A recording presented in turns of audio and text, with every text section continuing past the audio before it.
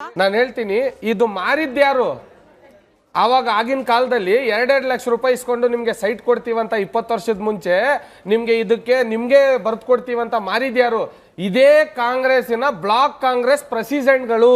ಇವ್ರು ಮಾರಿದ್ದು ಇವ್ರು ಮಾರಾದ ಮೇಡಂ ಕೇಳಿಸ್ಕೊಳ್ಳಿ ಮೇಡಂ ಪ್ಲೀಸ್ ಮೇಡಂ ಮೇಡಂ ಅಲ್ಲ ಮೇಡಂ ಪ್ಲೀಸ್ ಪ್ರಶ್ನೆ ಕೇಳಿದ್ಮೇಲೆ ಉತ್ತರ ಪೂರ್ತಿ ಕೇಳಿಸ್ಕೊಳ್ಳಬೇಕು ಈಗ ಇದು ಮಾಡಿದ್ರಲ್ಲ ಇದು ಮಾರಿದ್ದು ಕಾಂಗ್ರೆಸ್ನವರೇ ಈಗ ಅದನ್ನ ಒತ್ತಾಯಿಸ್ಕೊಂಡು ಕಂಟ್ರೋಲ್ ನಲ್ಲಿ ತಗೊಂಡಿರೋದು ಕಾಂಗ್ರೆಸ್ನವರೇ ಈಗ ಮೇಡಮ್ ಅವ್ರು ಹೇಳಿದ್ರು ಏನಂತ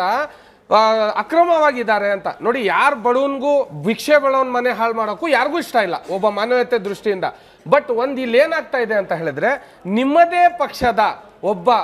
ಹುದ್ದೆಯಲ್ಲಿರುವಂತ BZ ಜಮೀರ್ ಅಹಮದ್ ಖಾನ್ ಅವ್ರು ಹೋಗಿ ಹೇಳ್ತಾರೆ ನಿಮಗೆ ಮನೆ ಸಿಗುವಂತ ಗ್ಯಾರಂಟಿ ಯಾವ ಮನೇಲಿ ಇದೀರಾ ಅದೇ ಮನೆ ಕೊಡಿಸುವಂತ ಗ್ಯಾರಂಟಿ ನಾನ್ ತಗೊಂಡ್ಬರ್ತೀನಿ ಒಂದ್ ಚಿಕ್ಕ ಡೌಟ್ ಸರ್ ಜಮೀರ್ ಅವ್ರು ಹೇಳುವಾಗ ಯಾರು ಅರ್ಹರಿದ್ದಾರೆ ಅವರಿಗೆ ಅನ್ನೋ ಪದ ಬಳಕೆ ಮಾಡಿದ್ರು ಕೇಳಿಸ್ಕೊಳ್ಬೇಕು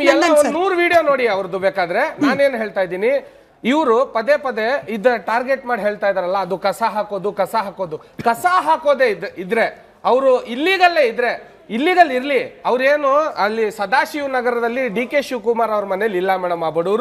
ಬಡವರು ಇರೋದು ಸರ್ಕಾರದ ಜಾಗದಲ್ಲಿ ಅವ್ರು ಹಿಂದೂ ಆಗಿರ್ಲಿ ಮುಸ್ಲಿಮ್ಸ್ ಆಗಿರ್ಲಿ ಯಾರಾಗಿರ್ಲಿ ಬಟ್ ಅವ್ರಿಗೆ ಹೋಗಿ ನಾವು CM ಇಬ್ರಾಹಿಂ ಅವ್ರು ಹೋಗಿ ಬಂದ್ವಿ ಇವ್ರು ಪ್ರೊಟೆಸ್ಟ್ ಮಾಡಿದ್ರು SDP ಅವ್ರು ಪ್ರೊಟೆಸ್ಟ್ ಮಾಡಿದ್ರು ರಾಂಗ್ ಜಾಗ ಬಟ್ ಅವ್ರಿಗೆ ಊಟನೂ ಹಾಕಿದ್ರು ಅವರು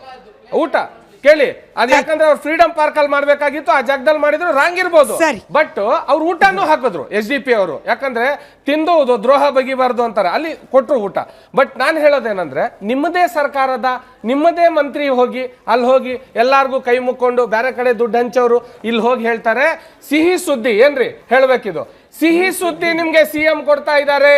ಎಲ್ಲಿ ಹೋದ್ರು CM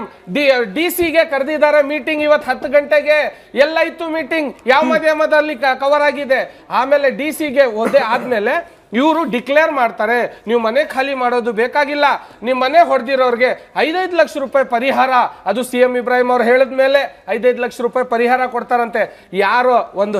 ಒಂದು ತಾಯಿ ಅವಳ ಮಗಳಿಗೆ 2 ಲಕ್ಷ ರೂಪಾಯಿ ಇಟ್ಟಿದ್ಲಂತೆ ಮನೇಲಿ ಅದು ಕೂಡ ಹೋಗ್ಬಿಟ್ಟಿದೆ ಆ ತರ ಬುಲ್ಡೇಸರ್ ನಡೆಸಿದ್ದಾರೆ ಅಂತವ್ರಿಗೆ ಅನ್ಯಾಯ ಮಾಡಿರೋದಕ್ಕೆ ಈ ರಾಜ್ಯದ ಜನ ಅನ್ಯಾಯ ಮಾಡಲ್ಲ ಅಂತ 2028ಕ್ಕೆ ನೀವು ನಂಬೋದಾ